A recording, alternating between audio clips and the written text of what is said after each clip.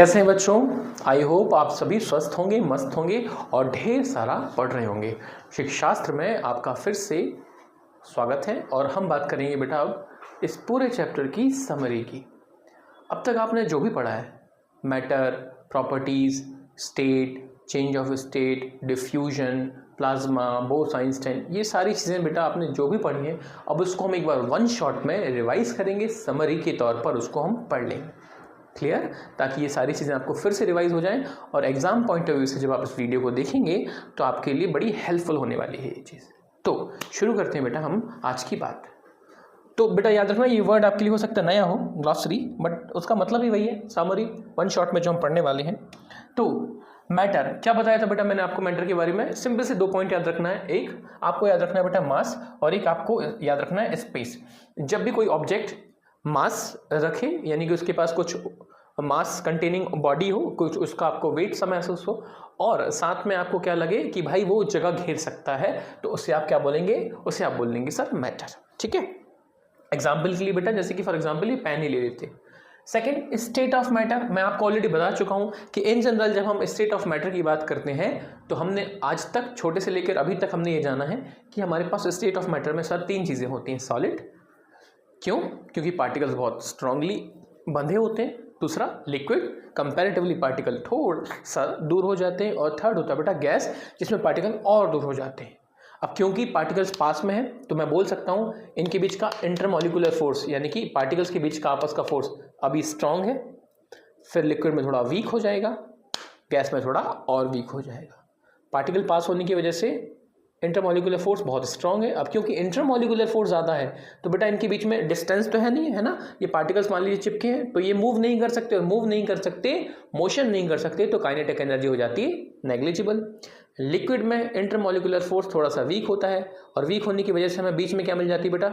ये जगह दिख रही है आपको, दोनों पॉइंट्स के बीच में जगह है ना, मान लीजिए ये है, इन दोनों के बीच में जगह, तो पार्टिकल मूव कर सकते हैं, इसका मतलब काइनेटिक एनर्जी होती है। और गैसेस में बेटा पार्टिकल्स और दूर हो जाते हैं। एक पार्टिकल ये मान लीजिए कि ज़्यादा दूर हो गए, मॉलिक्यूलर फोर्स वीक हो जाएगा, लेकिन मूवमेंट के लिए जगह ज़्यादा मिलेगी, तो काइनेटिक एनर्जी ज़्यादा होती है। तो हमारे पास कितनी स्टेट्स होती हैं? सॉलिड, लिक्विड और गैस बेटा। लेकिन मैंने आपको यदि याद हो तो पिछली क्लासेस में मैंने बताया था कि 2 और स्टेट होती हैं जिसके बारे में हमें अभी तो नहीं, बट इन फर्दर जब हम आगे बात करेंगे तो मैं आपको दोबारा बताऊंगा। एक स्टेट होती है जिसको हम बोलते हैं बेटा प्लाज्मा, जिसको आप 4th स्टेट बोलते हो, याद रखना ये 4th होती है। और एक होता है बेटा शॉर्ट में बोलते हैं हम BEC, बोस, आइंस्टाइन, कॉन्डेंसेट, जिसे हम बोलते हैं बेटा 5th स्टेट। इन्हें भी आप पढ़ सकते हैं। ठीक। नेक्स्ट, इंटरमॉलिक्यूलर फोर्सेस, ऑलरेडी मैंने बता चुका हूं। इंटरमॉलिक्यूलर फोर्स होता है बेटा पार्टिकल्स के बीच का आपस का फोर्स, जिसे आप बोलते हो force of attraction between the molecules. हालांकि यह मॉलिक्यूल्स नहीं लिखना था, हमें यहाँ पार्टिकल्स की ही बात करनी है।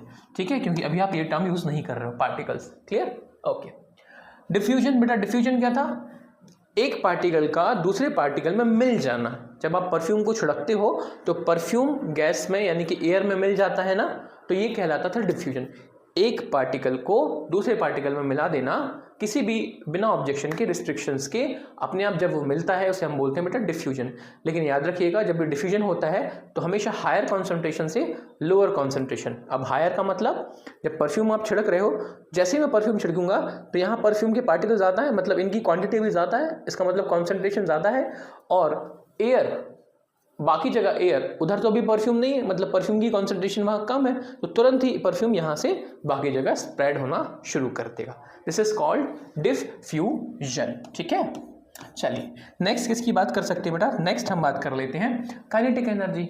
अब ऑलरेडी ये बात हम जानते हैं कि सर इंटरमॉलिक्यूलर फोर्स और काइनेटिक एनर्जी अपोजिट बिहेव करते हैं, लेकिन पहले इसकी डेफिनेशन की बात की जाए तो बेटा एनर्जी जो होती है काइनेटिक, वो किसके कारण होती है? Because of the particles motion. Solid में पार्टिकल्स पास, डिस्टेंस कम, तो मोशन भी कम, इसलिए काइनेटिक एनर्जी भी कम। लिक्विड में पार्टिकल्स के बीच में थोड़ी डिस्टेंस होने लगती है, तो डिस्टेंस मिलने के चक्कर में मोशन हो सकता है, इसलिए काइनेटिक एनर्जी भी रहेगी। और ये किस लेवल पे होती है बेटा? मॉडरेट लेवल पर। गैसेस में पार्टिकल्स और दूर होते हैं, और क्योंकि पार्टिकल्स दूर हो जाते हैं तो मोशन के लिए जगह मिलती है, और क्योंकि मोशन के लिए जगह मिल रही है तो काइनेटिक एनर्जी भी ज़्यादा होगी।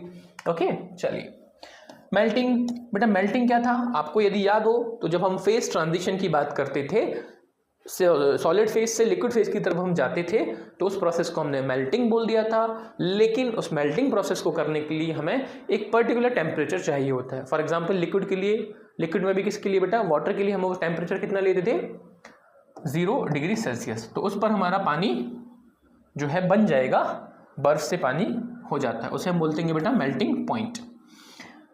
ऐसे ही हमारे पास एक पॉइंट होता है बॉइलिंग पॉइंट। बॉइलिंग का मतलब सर, आप जब उसी लिक्विड को गैस में कन्वर्ट करते हो तो उस प्रोसेस को हम बॉइलिंग बोलते हैं। लेकिन ये कहानी कब घटेगी, जब आपने उस पानी को, उस लिक्विड को कितना टेम्परेचर दिया होगा, उसको दिया होगा आपने बॉइलिंग पॉइंट वाला टेम्परेचर। और लिक्विड में पानी के लिए बेटा ये होता है 100 डिग्री सेल्सियस। याद रखिएगा ये टेम्परेचर मैं किसके लिए बोल रहा हूँ बेटा, वाटर के लिए। ये दोनों ही टेम्परेचर मैंने किसके लिए बोले हैं, वाटर के लिए।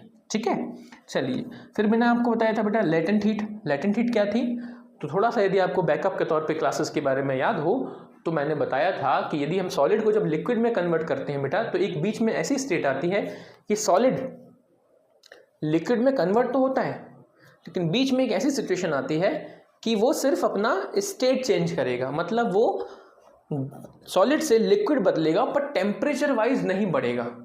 मतलब आपने सिर्फ क्या किया, अपनी फेस चेंज की, टेम्परेचर को चेंज नहीं किया है, सिर्फ आपने अपने आप को फॉर्म वाइज बदला है, टेम्परेचर को चेंज नहीं किया है। और ऐसा इस वजह से होता है क्योंकि हम उसको एक हीट प्रोवाइड करते हैं, जिसे आप बोलते हो बेटा लेटेंट हीट, और इसमें टेम्परेचर चेंज नहीं होता। The heat required to change the state of substance without changing its temperature, that is called latent heat. और यदि टेम्परेचर इंक्रीज हो या चेंज हो, उसको हम बोलते हैं बेटा सेंसिबल हीट, जो कि अभी आपके लिए पार्ट ऑफ सिलेबस नहीं है। ओके, इवेपोरेशन क्या होता है बेटा, तो फिर वही एग्जाम्पल, कपड़े हम बाहर सुखाते हैं, सूख जाते हैं, पानी रखिए, पानी उड़ जाता है। ये सारे एग्जाम्पल्स मैंने आपको दिए थे इवेपोरेशन की, और वो एग्जाम्पल्स हमें बता रहे थे कि sir the process by which a liquid changes into gas below its boiling point is called evaporation. Important चीज़ थी बेटा, ये सारी प्रोसेस किस लेवल पे हो रही थी, ये सारी प्रोसेस हो रही थी सरफेस लेवल पर, सरफेस लेवल पर। दैट्स वाई आपने इसको बोला था कि जो इवेपोरेशन है वो एक सरफेस फिनोमेना है। ओके, तो यदि आपका पानी बिना उबली सरफेस लेवल से उड़ रहा है, यदि कपड़े से, मान लीजिए कपड़ा है, इसके ऊपर जो पानी है मान लीजिए गीला हो जाए कपड़ा, मुझे कहीं जानने की ज़रूरत नहीं है, अपने आप थोड़ी देर में ये पानी उड़ जाएगा because of the process evaporation. मैंने उबाला नहीं है ना, यानी कि मैंने अपने आप को मौका नहीं दिया इस कपड़े को कि ये उबल जाए, बॉयल हो जाए, है ना, उससे पहले ही ये उड़ जाएगा, that is called evaporation. Okay, फिर हमने बात की बेटा कंडेंसेशन की। कंडेंसेशन क्या था, जब आप लिक्विड को गैस में कन्वर्ट करते थे तो वो आपके लिए था बेटा बॉइलिंग, उसी का रिवर्स कर दीजिए। जब आपको गैस को वापस लिक्विड में कन्वर्ट करना है तो उसको आपने कंडेंसेशन बोला। लेकिन इंपॉर्टेंट चीज़ क्या है सर, यदि आप गैस को लिक्विड में लेकर आना चाहते हो, यानी कि कंडेंसेशन करना चाहते हो, तो आपको हीट उसमें से निकालनी पड़ेगी, टेम्परेचर उसका कम करना पड़ेगा। जस्ट लाइक ग्लास वाला एग्जाम्पल कि सर पानी ले लीजिए, यहाँ डाल लीजिए आइस, बाहर है हमारी क्या, एयर के पार्टिकल्स में साथ साथ हमारे वाटर वेपर के पार्टिकल्स भी होते हैं। तुरंत ही थोड़ी देर में क्या होगा, इसका टेम्परेचर कम है, बाहर का जो एयर है उसका टेम्परेचर भी ज़्यादा है। थोड़ी देर में बेटा यहाँ से यहाँ हमारे वाटर के पार्टिकल्स इकट्ठे हो जाते थे, है ना। आप ग्लास के बाहर देखेंगे ना बर्फ़ डालने के बाद, तो बाहर आपको छोटी छोटी बूंदें नज़र आएंगी, और ये प्रोसेस हमें कंडेंसेशन की याद दिलाती है, क्योंकि बाहर जो वाटर पार्टिकल्स हैं वो तुरंत ही ठंडे होकर, तुरंत ही अपनी एनर्जी को रिलीज़ करके, तुरंत ही हीट को रिलीज़ करके इस ग्लास के बाहर चिपक जाएंगे और वो गैस के बाद लिक्विड में कन्वर्ट हो जाते हैं। ठीक है, इसी को हम क्या बोलते हैं बेटा, कंडेंसेशन प्रोसेस। ओके, सब्लिमेशन बेटा, सब्लिमेशन एंड डिपोजिशन। मैंने आपको सब्लिमेशन के बारे में क्या बताया था कि यदि सर आप कपूर का एग्जाम्पल लें तो उसमें हम जैसे ही आग लगाते हैं तो कहने के लिए वो सॉलिड था, लेकिन तुरंत वो गैस में कन्वर्ट हो गया। तो यूं सॉलिड का गैस में बदलना हमारे लिए कहलाता है सब्लिमेशन। ठीक है, the process in which a solid changes directly into gas is known as sublimation. बीच में लिक्विड फेज आता ही नहीं है। और इसी का रिवर्स कि यदि मैं क्या करूं बेटा, हमारी जो स्टेट ऑफ गैस थी वो डायरेक्टली किस में कन्वर्ट हो गई, सॉलिड में, तो इसी को हम बोलते हैं डिपोजिशन। इसके लिए मैंने आपको एग्जांपल दिया था बेटा, जो हमारे यहाँ बारिश के टाइम पे ओले गिरते हैं ना, उसमें क्या होता है कि बादल जो होता है वो गैसियस स्टेट होती है, लेकिन जैसे ही उसको नीचे आना था तो यूजुअली क्या होता है, पानी गिरता है, पानी मतलब लिक्विड, बूंदें आनी थी, बट कभी कभी पानी की बूंदें नहीं आएंगी नज़र और सीधा आपको मिलेंगे ओले, बर्फ़ के फॉर्म में, आइस के फॉर्म में। तो ऐसा क्यों हुआ? क्योंकि टेम्परेचर बहुत ज़्यादा रिड्यूस होता है और इतना रिड्यूस हो गया कि बीच की लिक्विड स्टेट गोल डायरेक्ट आप गैस से सॉलिड में कन्वर्ट होते हैं और उसी प्रोसेस को हम बोलते हैं बेटा क्या? डिपोजिशन। आई होप ये बेसिक से कुछ पॉइंट्स आपके एग्जाम पॉइंट ऑफ व्यू से बहुत ही हेल्प करने वाले हैं। अब एक बेटा मैंने इंटरेस्टिंग बात आपको बता देता हूँ जो मुझे बतानी भी है। यदि आपको याद हो तो मैंने आपको बीती कुछ क्लासेस में ह्यूमिडिटी के बारे में बताया था, ठीक है? ह्यूमिडिटी क्या होती थी? ह्यूमिडिटी होती थी हमारी कि सर जो एयर है इसमें यदि मान लीजिए नमी है, नमी है मतलब वाटर वेपर्स है, तो जितनी ज़्यादा वाटर वेपर होगी उतनी ज़्यादा ह्यूमिडिटी कहलाती है। पर बेटा ह्यूमिडिटी एक लेवल से ज़्यादा नहीं होती, ठीक है? इसको कुछ ऐसे समझ लीजिए कि मान लीजिए शर्ट है, ये शर्ट है, इस पर मैं यदि 1 गिलास पानी डाल दूँ, 1 गिलास पानी डालूँ तो बेटा हो सकता है ये 1 गिलास तो थोड़ा ज़्यादा, चलो 1 गिलास ही ले लेते हैं, मैंने 1 गिलास पानी डाला तो ये शर्ट क्या करेगी, ये टी शर्ट क्या करेगी, पानी को सोक कर लेगी, यानी कि शर्ट गीली तो होगी, पानी को सोक कर लेगी, पर वो पानी की बूंदें मेरे हो सकता है नीचे ना गिरे। फिर मैंने एक और ग्लास डाल दी, अब कितनी ग्लास हो गई? 2। बेटा हो सकता है फिर से सिचुएशन हो कि सर दूसरी ग्लास भी आपके शरीर ने क्या किया, इस टी शर्ट ने सोक कर लिया। ऐसे करते करते मान लो मैंने 3 ग्लास डाल दिया, तीनों ग्लास ने टी शर्ट के ऊपर पानी को रहने दिया, सोक कर लिया टी शर्ट ने। इसका मतलब क्या होगा बेटा? इसका मतलब ये है कि सर आपकी जो टी शर्ट है उसने अभी कितना पानी एब्जॉर्ब करके रखा है? 3 ग्लास। सेम ऐसे ही जो एयर होती है इसके पास भी बेटा वाटर वेपर्स होते हैं, पानी होता है जिसको आप ह्यूमिडिटी बोलते हो। मैंने कहा ठीक है। अभी मान लीजिए मैंने चौथी ग्लास इस पर डाली तो बेटा तुरंत ही चौथी ग्लास जैसे ही इस पर मैं डालूंगा तो आप बोलेंगे कि सर अब ये पॉसिबल नहीं है कि ये टी शर्ट पानी को रख ले। बिल्कुल सही कह रहे हो आप। तुरंत ही ये टी शर्ट क्या करेगी? टी शर्ट बोलेगी अब मैं पानी बूंद बूंद करके नीचे गिराना शुरू करूंगी। करेक्ट? सेम होता है बेटा एयर के साथ। जैसे ही हवा में नमी यानी कि ह्यूमिडिटी की वैल्यू मात्रा बढ़ती है तो एक पॉइंट आता है जब हवा कहती है अब मैं और पानी यानी कि ह्यूमिडिटी को कंट्रोल नहीं कर पा रही हूँ, तो मैं बारिश के तौर पे बारिश की बूंदों की तरह वापस नीचे ज़मीन पर जाऊँगी और इसी वजह से बेटा हमारे लिए क्या मिलेगी? बारिश देखने को मिलेगी।